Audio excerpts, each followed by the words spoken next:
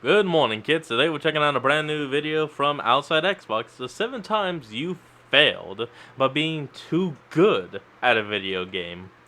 Generally, the point of playing a video game is to be good at it, unless you're us, in which case the point is to be bad at it, but in an entertaining way. Okay, yeah, cool. Okay, I see it. Here we go. Throw. Nice. Oh, they missed. Nice, very nice. They missed. But be wary no. of being too good at games, elite gaming friends, because there are some video games out there in which flawless perfection is punished. Possibly for balance reasons, possibly to keep you humble, but probably because nobody likes a show-off. See for yourself in these 7 times you failed by being too good at the game. Enjoy, and do beware spoilers for these following games. Saw 2, Flesh and Blood. Sherlock Holmes, The Hounds of Bakesville. Godhand. Banjo-Tooie. FTL. Undertale. Fahrenheit. Huh. Okay. Above you is another of my subjects. He is about the same age as your son, and you have never met him. But he has a long life ahead of him.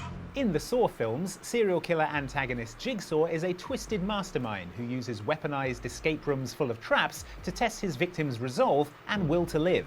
Traps like the famous reverse bear trap, which, I'm Classic. guessing from the name, releases a bear into the wild? Here's what happens if you lose. Now, instead of just pumping Oh, no, it slamming tears your head in closed, half. it rips open. In the Saw video games, on the other hand, Jigsaw seems much You more... know, now I'm curious, why is that called a reverse bell trap? I never questioned it before, but now I am. interested in making his victims solve electrical wiring puzzles and walk across balance beams like they're on a goth version of Ninja Warrior. Don't get too good at the awful balance beam minigame, however, because it turns out that if you nail it every time, you lock yourself out of the game's best ending for good. In the prologue of the what? game, you play as Campbell, a drug addict trying to survive Jigsaw's trials to discover the truth about his son. You no longer know if he is alive or dead. I can show you the truth, but you must shed some blood.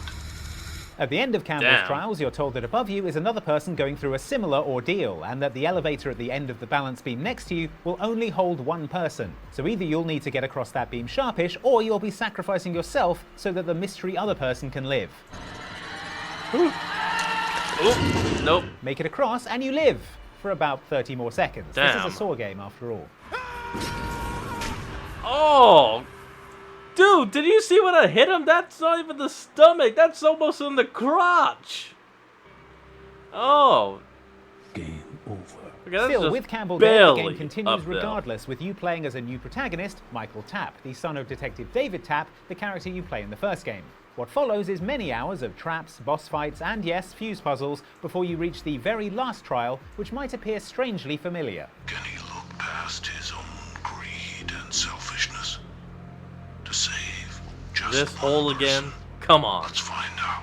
That's right, you've returned to the scenario in the prologue, only now you're experiencing it from the other side. And if you nailed that balance beam in the intro sequence, I've got bad news for you, buddy. Oh. You're getting unavoidably squished.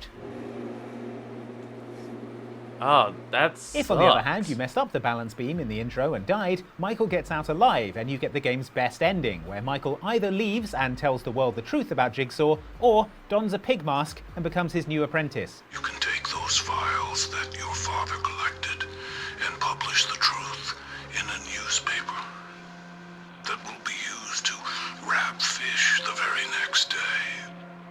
Or you can help Oh, people come see on. the truth within themselves. We never find out which one he chooses, but it's okay. It also means that you don't have to do any more fuse puzzles, so it's definitely a good ending. Yeah. Slow and behold. It seems that we have a visitor, Holmes. Indeed. Come in. Hello, Sir Henry Baskerville. Did you have a good trip? Famed literary detective Sherlock Holmes is known for 2 things. Interesting. 1, being a master of ratiocination and deductive reasoning, and 2, being out of copyright. So anyone can do whatever they like with the character. He's right.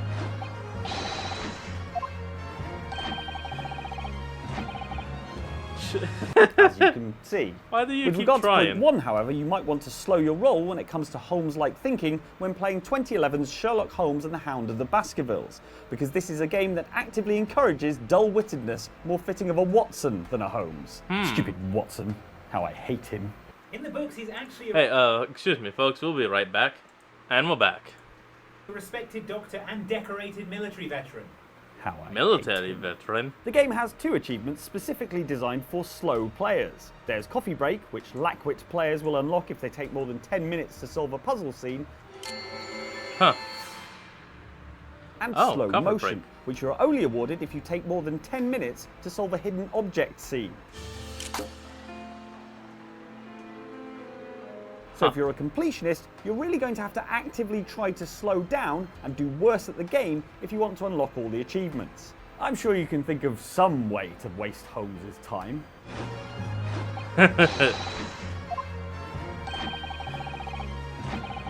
Why do you keep trying to There you grab go. something you can't? Wait, you don't expect me to mop up, do you? Come on, those Gene guys are cake. therapy. Not to mention, much sexier than you.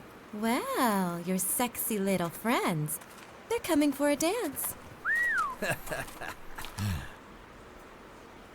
They're still sexier than you are. A concept you might be familiar with in video games is dynamic difficulty, whereby the game takes it easier on you if you're struggling. Like how you get better power-ups in Mario Kart when you're doing badly, or how Resident Evil 4 gives you more ammo and health if you keep effing up. Sometimes, however, this dynamic difficulty works the other way, making things harder for you the better you do. No game illustrates this better than God Hand, the excellent and bizarre beat-em-up from Clover Studios and Capcom, in which a man named Gene takes possession of a divinely powerful right arm, which grants him legendary martial arts powers.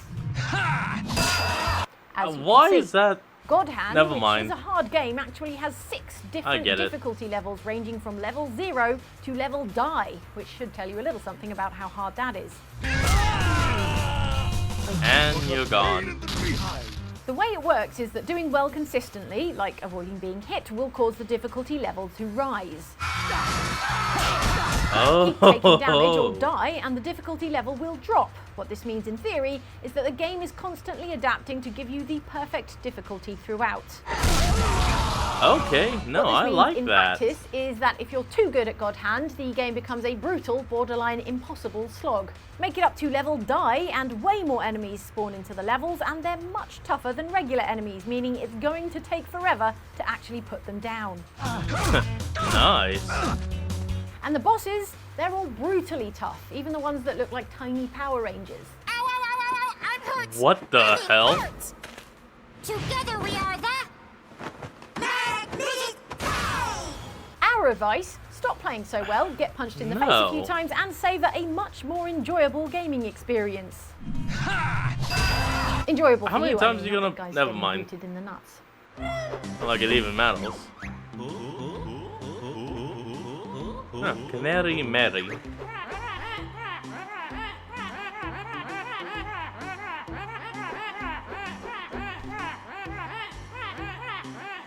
Ask most people who the villain of the Banjo-Kazooie games is, and they'll say Gruntilda, the witch with a fondness for kidnappings and game shows.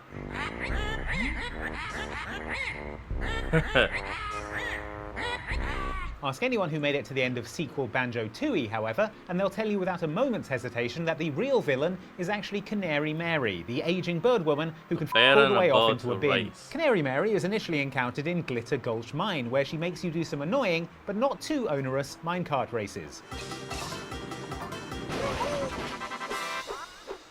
Beat her at these and she announces she's off to Cloud Cuckoo Land, which is where you encounter her next, and she has more races for you. These races differ from the original minecart races in 2 main ways. 1, they take place in a big clockwork mouse instead of a minecart, and 2, the final one is one of the hardest challenges ever committed to a video game.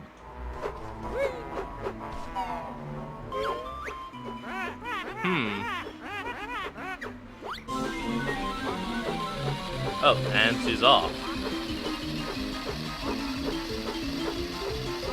The way you speed up in these Damn. races is to mash buttons, which is horrible, but it's made even worse by the truly egregious rubber banding from Canary Mary. If you pull ahead of Mary too early in the race because you're a button mashing expert or have several extra fingers, Mary will automatically catch you up and overtake you to such an extent that winning the race becomes literally impossible.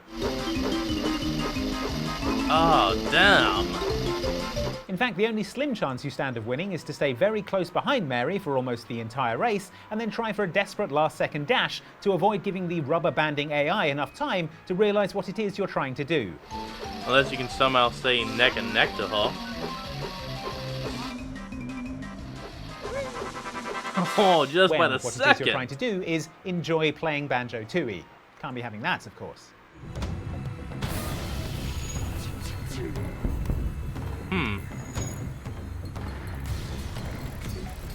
Show me what you got.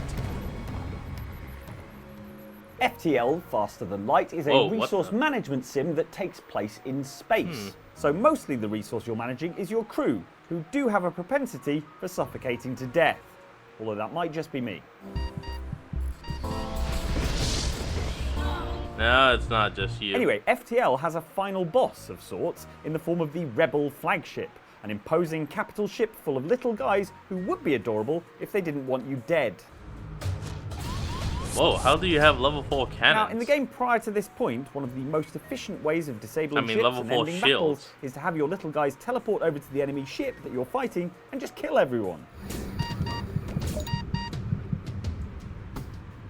That way, there's no one left alive to operate any of the ship's systems, the vessel is disabled, and you win another space battle. Woo. If you're a skilled FTL player and decide to use this tactic on the Rebel flagship, however, you're in for a rude awakening, because while it is possible to kill all the crew on board, when you do so, this happens. What happens? Yes, It an appears- advanced oh. AI takes over the running of the ship, and Shit. it turns out it's much more efficient than stupid actual humans. When there are alive humans still on board, they need to manually repair the ship and do things like man weapons and shield systems. With the AI in charge, all that becomes automated, and the ship does a much better Oh, job no. of evading your shots, healing itself, and firing on you. Well, damn. Add that to the list of reasons AI is a bad idea. So in that case, leave at least one human alive, and then blow him to smithereens. By weird fingers in AI-generated art, and the Singularity destroying all life on Earth with a swarm of nanomachines. Oh boy. A solid number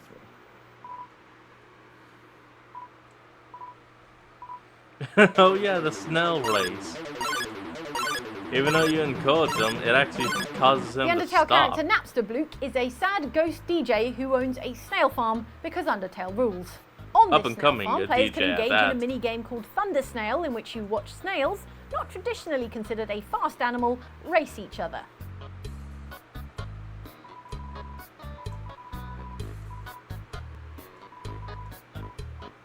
When taking part in Thunder Snail, you pay 10G to enter, and you must encourage the yellow snail by hitting the Z key repeatedly. However, if you're very good at button mashing and smash the Z key too quickly, your snail will stop in its tracks with a big exclamation mark over its head. Turns out that's too much encouragement, and if you keep it up, your snail will retreat inside its shell and then catch fire from all Oh the no. pressure. Encouraging your snail the right amount so that it wins handily is also not the way to go, by the way, because then it turns out that the prize is 9G, which you'll notice is less than you paid to enter. Wait, what? It's one less than we... Dude! No, the real way to win Thunder Snail is to encourage your snail just enough so that it loses by a very, very thin margin. Oh, get second place. In that situation, the snail thinks it won, and so Napster Bloop gives you 30G to spare the snail's feelings.